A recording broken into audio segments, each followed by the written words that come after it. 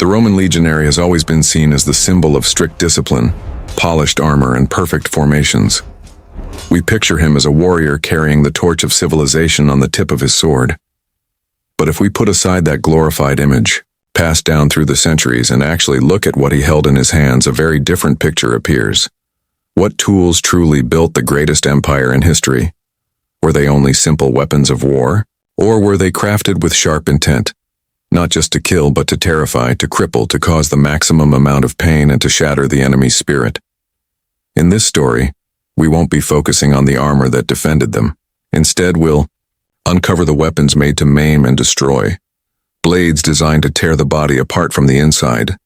Darts so cruel that once they struck, they couldn't be pulled out of a shield or even the flesh. Siege machines that hurled destruction and panic across the battlefield.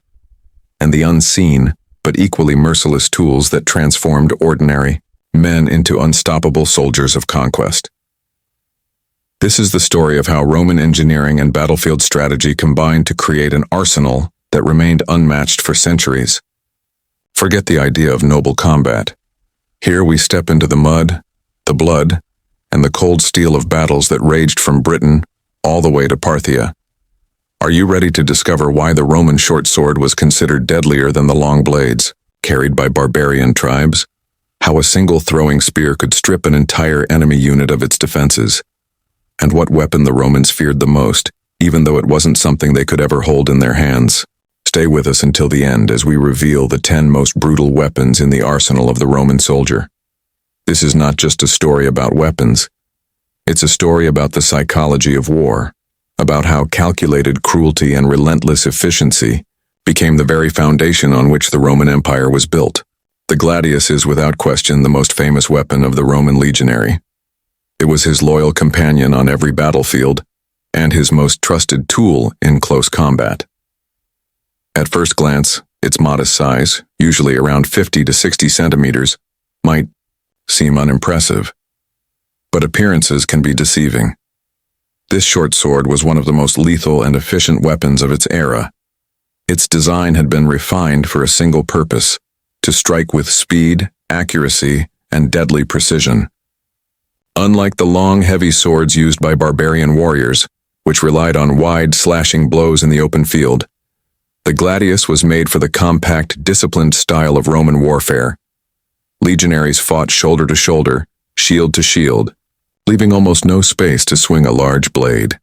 In those tight conditions, the gladius became the perfect killer. From behind the massive scutum shields, Roman soldiers would thrust forward with short, controlled lunges. They aimed for the weak spots the enemy's armor could not protect: the stomach, the groin, the throat, and the underarms. The wide, leaf-shaped blade with its sharp point was ideal for driving deep into the body. It could slip between the ribs, tear through the abdomen, and cause catastrophic internal bleeding and organ damage. Unlike cuts from a slashing weapon, wounds from the gladius were usually fatal under the limited medical care of the ancient world. An enemy struck in this way often did not die instantly. Instead, he suffered painfully, sometimes in full view, of his comrades. This slow and horrifying death had a crushing effect on enemy morale. The Roman historian Titus Livius wrote with horror about how the Macedonians reacted when they first faced Roman soldiers armed with the gladius. They were stunned by the devastating injuries: severed limbs, torn flesh, and spilled entrails. The shock of seeing such brutal wounds spread fear as much as the sword itself. What made the gladius especially cruel was how personal it was. It was a weapon designed for face-to-face combat. To use it, you had to be close enough to see the eyes of your enemy, close enough to hear his breath. Killing with the gladius was not distant or detached. It was direct, brutal, and inescapable. A Roman legionary needed more than just strength on the battlefield. He also had to stay calm under pressure, delivering short and deadly thrusts again and again in the chaos of combat. Roman military training was built with one goal in mind: to turn ordinary men into precise, disciplined, and ruthless fighters. And the gladius was the perfect weapon for this mission. But before a legionary could finish his opponent with the sword, the enemy had to be weakened, disorganized, and stripped of his defenses. For that task, the Romans used other weapons that were no less clever, and just as brutal: If the Gladius was the final argument of the Roman soldier, the Pilum was the first. The Pilum was a heavy throwing spear, designed not only to wound but to disable enemy troops before the real clash even began. Its construction was both simple and ingenious. The weapon measured about 2 meters in length, with a wooden shaft and a long, narrow metal point. The brilliance of the design lay in the tip. It was made of 2 parts, a sharp, hardened point for piercing, and a slender rod of soft, unhardened iron. Before charging in, legionaries would hurl their pila from a distance of 15 to 30 meters, sending volleys into enemy lines. When a pilum struck a shield, the sharp point easily punched through the wood. Then the long, softer rod bent under the weight of the spear itself. The result was devastating. Once lodged, the pilum became nearly impossible to remove in the middle of a fight. This left the enemy soldier with a painful decision. He could abandon his now useless shield, leaving himself exposed to the advancing legionaries. Or he could try to keep fighting while dragging along a shield weighed down by a 2-meter spear, which made it clumsy and almost impossible to use effectively. Either way, the pilum achieved its purpose, breaking enemy defenses before swords were ever drawn. Both choices were disastrous. A single volley of pila could instantly turn a solid wall of enemy shields into a scattered, vulnerable crowd. But the cruelty of the pilum didn't end there. If it struck flesh instead of wood, the damage was horrific. The long, narrow tip created deep, piercing wounds, and the bent shaft made removing the spear almost impossible without tearing the body apart. Such injuries were often fatal, and even when they weren't, the victim was left crippled and unable to keep fighting. The psychological impact was just as devastating. Imagine watching your comrades pinned to their own shields or writhing on the ground with spears jutting out of their bodies. Fear spread quickly through enemy ranks before swords had even been drawn. Each Roman soldier typically carried 2 pila, one heavier and one lighter. These were unleashed at the very start of the attack to disrupt and weaken the enemy formation. Only then did the legionaries close in with their gladi to finish the job. This tactic was brutally effective and became one of the trademarks of Roman warfare. The pilum was never just a weapon. It was a tool designed to smash through enemy defenses, built with the same harsh practicality that defined all Roman military strategy. But what if the enemy managed to endure this deadly storm and pressed forward into close combat? That is when something far more imposing came into play, the wall of shields that the Romans themselves created. At first glance, the scutum might look like nothing more than a large rectangular or oval shield, meant only to protect a soldier from enemy strikes. But in the hands of a Roman legionary, it was much more. Made of wood, covered with leather, and reinforced with metal, the scutum became both a barrier and a weapon. It was a moving wall, a battering ram, and a fist of iron all in one. Far from being just a shield, the scutum was a brutal instrument of both defense and attack, and it played a vital role in Rome's dominance on the battlefield. The scutum was massive, standing about 1.2 to 1.22 m tall, and its curved shape allowed a Roman legionary to hide his entire body behind it. When soldiers locked their shields together, they could form the legendary testudo or tortoise formation. This living wall was almost impossible for arrows or darts to penetrate, and its sight alone struck fear into enemy forces. But the scutum wasn't only a defensive tool. In close combat, it became a weapon in its own right. Roman soldiers didn't just block, they struck. The lower edge of the scutum could be slammed into an enemy's legs, knocking him down, or even breaking his shins. The upper edge was just as dangerous, crashing into the face or throat with brutal force.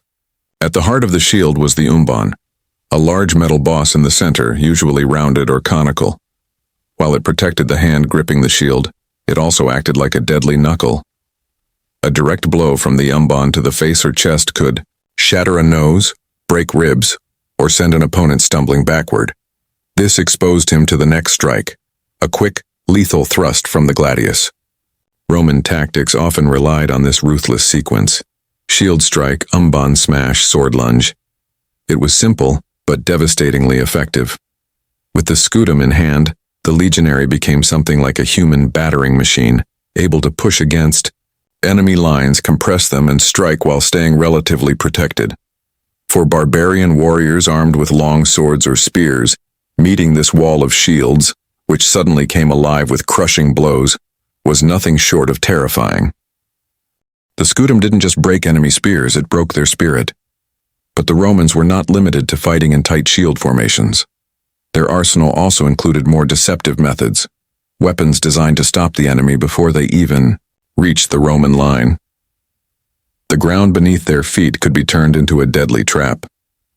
Roman warfare was not only about strength and discipline, it was also about cunning. One of the simplest yet most brutal examples of this was the Caltrop, also known as the tribulus. These were small but extremely effective devices meant to create hidden dangers across the battlefield. Unlike most weapons, a caltrop didn't need to be swung, thrown, or carried. It simply waited, lying in place, turning the terrain itself into a weapon. A caltrop was a small iron object with 4 sharp spikes. Its clever design ensured that no matter how it landed, one spike always pointed straight upward. The Romans mass-produced these simple but terrifying tools and scattered them generously along the paths where enemies were expected to advance, especially on the flanks to stop cavalry, or in front of fortifications during a siege. The cruelty of the caltrop lay in its indiscriminate and agonizing effect. For cavalry, it was a nightmare. A horse that stepped on one of these spikes suffered a crippling hoof injury, often collapsing and breaking its legs. In an instant, both horse and rider were out of the fight, and the fall could throw entire cavalry charges into chaos. Just one well-placed bag of caltrops could stop a full-mounted attack, reducing it to a bloody scene of injured men and animals. For infantry, caltrops were just as dangerous. Scattered in grass, mud, or dust, they were nearly invisible during the chaos of battle. Soldiers rushing forward could step on them without warning, leaving them wounded, slowed, and vulnerable to the advancing Romans. A soldier who stepped on a caltrop suffered a deep, painful puncture wound to the foot. Even if the spike didn't pierce the thick sole of the Roman sandal, the caligae, it could get stuck in it, causing severe discomfort and slowing movement. In the unsanitary conditions of ancient battlefields, even a small injury like this could easily become infected, often leading to gangrene and death. Caltrops were especially effective against barbarian tribes, many of whose warriors fought barefoot or with little protection on their feet. The Romans often used this weapon during sieges, scattering them at the base of walls to make assaults far more dangerous. They could also be spread during a retreat to delay and wound pursuing enemies. Julius Caesar, in his commentaries on the Gallic War, even mentions the use of these cruel traps. Unlike swords or spears, caltrops were silent, passive weapons. They didn't bring instant death, but they caused terrible pain, suffering, and confusion, which often proved just as effective. But what if the enemy somehow made it past these traps and still advanced to within striking distance?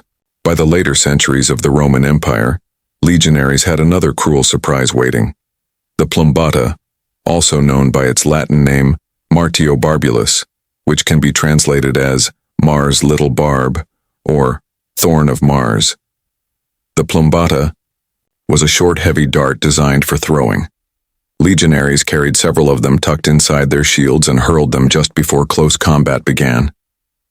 Each dart had a wooden shaft about 30 to 60 to 70 cm long, with feathers at one end for stability and a sharp iron head at the other. The key feature, however, was the small lead weight fixed near the tip. This gave the dart extra force and penetrating power despite its compact size. A single soldier could carry up to 5 plumbatae and throw them rapidly, one after another with quick, sharp movements, raining sudden, deadly strikes on the enemy at the most critical moment. The cruelty of the plumbata came from its element of surprise and its deadly power at close range. When an enemy had already survived the barrage of Pila and pushed forward for a final charge, the Romans would unleash a sudden storm of these weighted darts. Light and compact, the plumbata flew at tremendous speed. Thanks to the lead weight fixed near its head, it carried enough force to punch through leather armor and even chainmail. If it struck flesh, the result was a severe, often crippling, wound. The feathered tail kept the dart steady in flight, ensuring accuracy, while the sharp iron tip drove deep into the body. For attackers who thought they had finally closed the distance, being hit by a volley of Plumbata was a devastating shock. The darts caused panic, tore apart enemy ranks, and gave the legionaries a crucial edge in those first, decisive moments of hand-to-hand combat.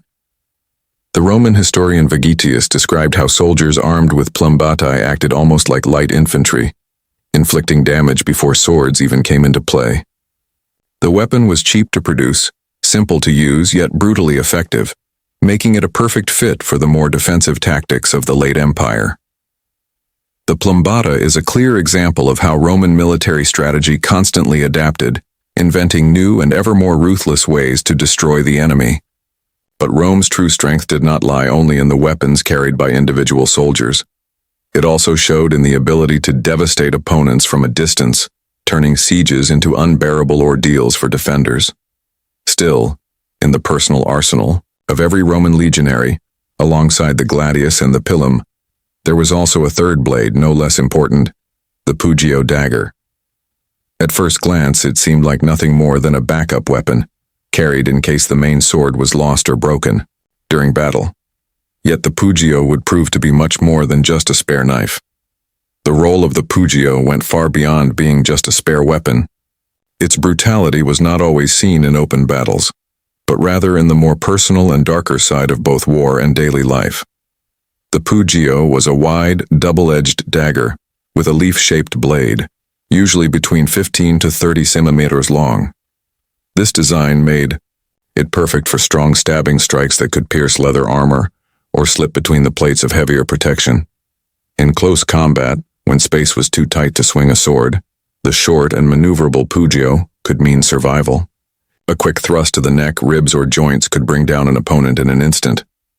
But the most brutal use of the Pugio often took place after the main clash of battle was over.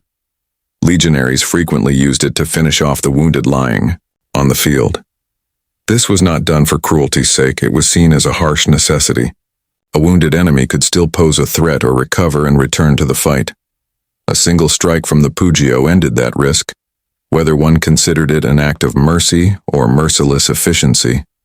The dagger was not only a standard tool for common soldiers, but also a mark of officers, carried as part of their daily gear.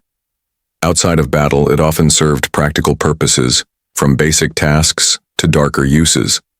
In drunken disputes, riots, or secret missions, the Pugio could quickly turn from a utility tool into a murder weapon. Its broad blade left deep, ragged wounds that healed poorly, making it a terrifying weapon. According to some accounts, it was a Pugio that struck down Julius Caesar himself. The brutality of the Pugio lay in its intimacy. It was not a weapon of battlefield glory, but one of close personal violence, the silent work that followed the clash of armies. It symbolized the harsh truth that war did not end with a victory shout.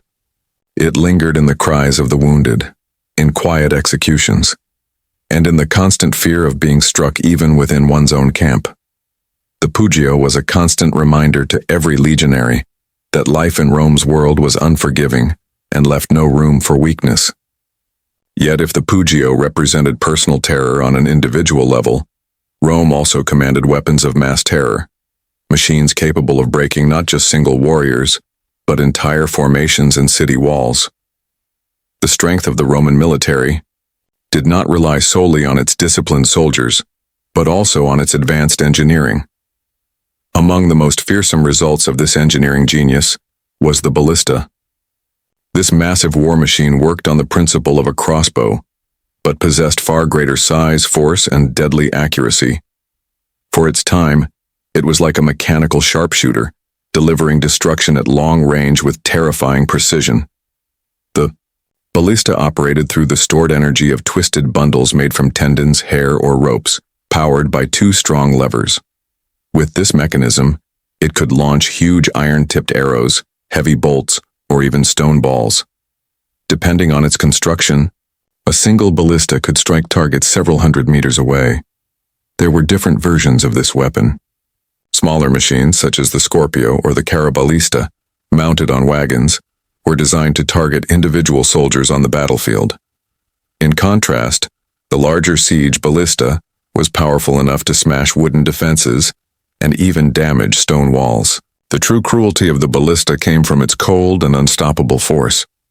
For an enemy soldier standing on the walls of a besieged city or packed tightly in formation, nothing was more terrifying than the sudden whistle of a massive bolt slicing through the air, capable of piercing multiple men at once, tearing through shields, and shattering armor. Death by ballista was swift and terrifying. The Romans knew how to use these machines with great skill, both in open battles and during sieges. A battery of several dozen ballistae could maintain constant, exhausting fire, forcing the enemy to keep their heads down while protecting the work of assault troops and sappers. It was not only a weapon of destruction, but also of fear, showing the enemy Rome's technical superiority and the unstoppable nature of its advance. Julius Caesar made heavy use of ballistae during the Gallic War, especially at the famous Siege of Alesia. The accuracy of some ballistae was so great that they could be used to eliminate enemy commanders or operators of siege engines. Imagine the terror of a leader realizing that an unseen mechanical killer was targeting him from 300-400 meters away. This constant threat broke morale and stripped enemy leaders of the will to resist. The ballista became the perfect symbol of Rome's cold, precise, and technological approach to warfare.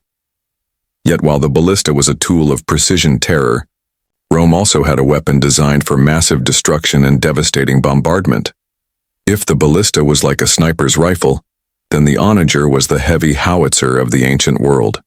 The name onager, meaning wild donkey, came from the violent recoil it produced, resembling the kick of the animal.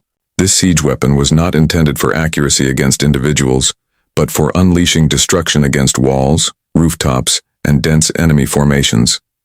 Its purpose was simple: overwhelm, shatter, and terrify. The onager was built as a massive, wooden frame with a single heavy lever powered by tightly twisted ropes or tendons. At the end of the lever was a sling or a spoon-like holder where the projectile was placed.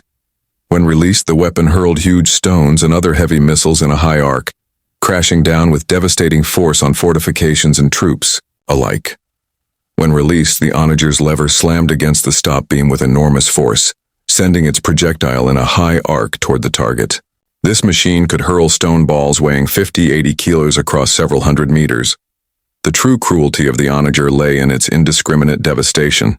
A single massive stone crashing down from above could smash through the roofs of houses, burying people under rubble. It could obliterate enemy formations, leaving only mangled bodies behind, or destroy siege towers and battering rams in a single strike. Against such destruction, defense was almost impossible. The sound of a heavy stone whistling through the air, followed by the thunderous crash of its impact, struck terror into defenders and wore down their will to resist. But the Romans didn't stop at stones. The sling of the onager could launch other even more terrifying payloads. Clay jars filled with flammable mixtures similar to Greek fire would shatter on impact, setting buildings and streets ablaze. In psychological warfare, the Romans sometimes hurled the severed heads of captured envoys or prisoners to send a chilling message. They even launched the bodies of people and animals who had died of disease, deliberately spreading infection. Inside besieged cities, the use of onagers in sieges turned the battlefield into a nightmare. Day and night bombardments caused destruction, fires, and the constant fear of plague. Defenders were deprived of sleep, hope, and eventually, the will to fight. The onager was more than a weapon. It was an instrument of terror, a brutal tool designed to break both the walls and the spirit of the enemy. Crude, yet highly effective, it perfectly symbolized Roman power and merciless determination. But Rome's brutality was not only in its machines, it was also built into its system, a structure that shaped ordinary men into disciplined, relentless soldiers. By the late Roman Empire, the image of the traditional legionary armed with his Gladius and Scutum began to fade, giving rise to a new kind of soldier. With this shift came new weapons. The short-thrusting Gladius was gradually replaced by a far, longer slashing sword, the Spatha. Originally developed for Roman cavalry, the Spatha slowly found its way into the hands of infantry as well. This change reflected not just a new weapon, but also a new style of warfare. Battles were no longer fought strictly in tight formations. Instead, looser tactics and the growing importance of cavalry, especially in clashes with barbarian tribes, who favored long-cutting weapons, made the Spatha more practical than the Gladius.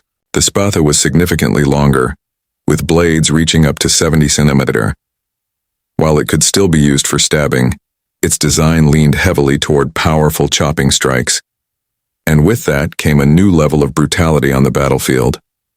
Where the Gladius produced smaller but deep puncture wounds, the Spatha created horrific slashing injuries. A heavy swing could sever a limb, crush a helmet along with the skull beneath it, or carve deep bleeding gashes into the body. Fighting with the Spatha was far more chaotic, messy, and visually gruesome than the controlled thrusting style of the Gladius. This new sword also demanded new techniques. Instead of quick jabs from behind a shield, soldiers of the late Empire had to learn how to chop, dodge, and parry. Combat became less about group discipline and more about individual skill. The battlefield, once dominated by the organized precision of the legion, now echoed with the wild, bloody chaos of Spatha combat. Using the Spatha required greater skill and mobility, but it also put the soldier at higher risk. Over time, the Spatha became more than just a weapon. It came to symbolize a new chapter in Roman history. This was the age of constant wars on the frontiers, invasions by barbarian tribes, and a Roman army undergoing dramatic change. The Spatha was built for these new realities, versatile, practical, but also more savage than the Gladius. The Gladius had been straightforward in its deadly purpose, short, sharp, and efficient. The Spatha, on the other hand, carried a wider range of destructive power, reflecting the chaos and violence of the late Empire. Yet, for all its brutality, Rome's greatest and most terrifying weapons were not blades or siege engines at all. The true foundations of Roman power were two things far less visible but far more decisive: iron discipline and unmatched military engineering. These were the forces that transformed Rome's armies from groups of men into a single unstoppable war machine. Discipline in the Roman legions was legendary. It was upheld by rewards for loyalty and courage, but also by punishments of unimaginable severity. For acts such as cowardice, abandoning a standard, or refusing an order, the penalty was often death. Among the harshest and most dreaded punishments was decimation, the execution of every 10th man in a unit that had failed in its duty. The selection was made by lot, and the chosen soldier was beaten or stoned to death by his own comrades. Just imagine the terror of men forced to kill a fellow legionary, with whom they had shared food and shelter only a day before. The fear of such punishment was often stronger than the fear of the enemy, pushing soldiers to fight with desperate determination. This harsh system of discipline created soldiers who followed orders without hesitation. They were ready to face certain death, if commanded, or to build fortifications even under a storm of enemy arrows. Discipline gave Rome the ability to perform complex maneuvers on the battlefield, to hold formation even against the fiercest attacks, and to fight as if the legion were a single body moving with one will. It was this unity and predictability that made the Roman army almost unbeatable when facing the less organized barbarian tribes. The second pillar of Roman power was military engineering. Roman armies were not only trained to fight, but also to build. In just a few days, they could raise a fortified camp, construct a bridge across a wide river, lay down roads through thick forests, or put together advanced siege works like towers, battering rams, and defensive ramparts.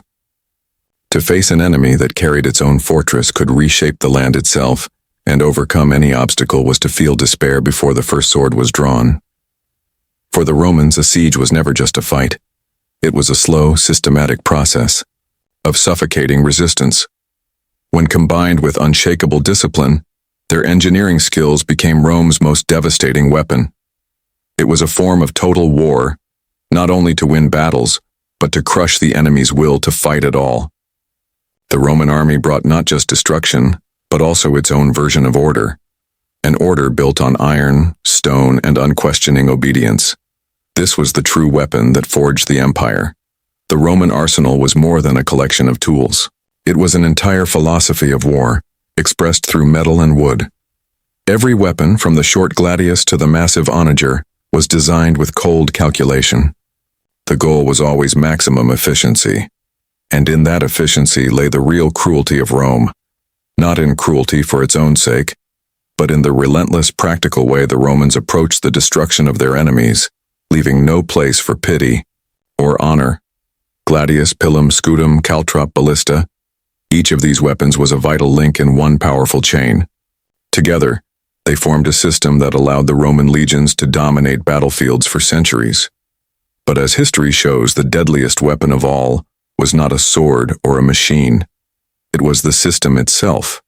Iron discipline, unmatched engineering, and the ability to turn thousands of men into one unified and ruthless force that crushed everything in its path. By studying these weapons, we gain more than just knowledge about Roman warfare. We uncover how the Romans thought, how they built, and how they expanded their empire. Their arsenal was a reflection of their very civilization: order, practicality, mercilessness toward their enemies, and an unshakable belief in their superiority. It was a violent age, and their weapons mirrored that reality. If you enjoyed this journey into the brutal world of Roman military power, and you'd like to learn more about how warriors of the past fought, lived, and died, make sure to give this video a like and subscribe to our channel. Many more stories about history's greatest armies and the deadliest technologies of mankind are waiting for you.